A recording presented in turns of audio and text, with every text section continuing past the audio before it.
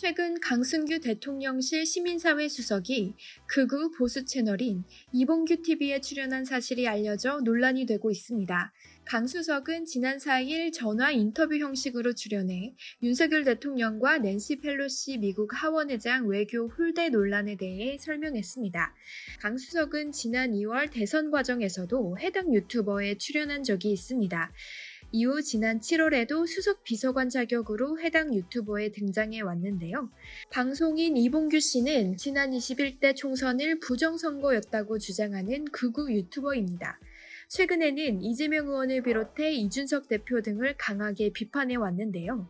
과거에는 고민정 의원의 테러 교사 의혹 등을 제기해 여러 논란을 빚은 적이 있는 인물입니다. 최근에는 무속인을 내세우며 이준석 사명살 꼈다, 장가는 가나 등의 콘텐츠를 내세우기도 했습니다. 이봉규 씨는 지난 대선 과정에서 윤석열 후보가 잘 때도 자신의 채널을 본다고 주장하기도 했는데요. 당시 윤석열 후보가 공개한 이 사진이 자신의 방송을 보고 있던 것이라고 했습니다. 이제 와서 생각해보니 전혀 틀린 말 같지는 않습니다. 이처럼 논란이 이어지자 대통령실 관계자는 수석들이 라디오나 이런 데 출연하고 하는 것이 우리가 하는 일을 적극적으로 알리고 하는데 도움이 된다면 마다할 이유가 없다고 해명했는데요. 문제는 이런 유튜버들과의 접점이 한두 번이 아니라는 것입니다. 최근 문자파동 사건에서 거론된 강기훈 행정관 또한 극우 유튜버 출신입니다. 그는 그동안 유튜버로 꾸준히 활동해오면서 부정선거를 주장하고 박근혜 대통령 탄핵에 중국 공산당이 개입했다는 주장을 해왔습니다. 또 욕설 시위를 벌이던 극우 유튜버 안정권 씨의 누나도 대통령실 행정요원으로 근무하다가 논란이 되자 사직했는데요.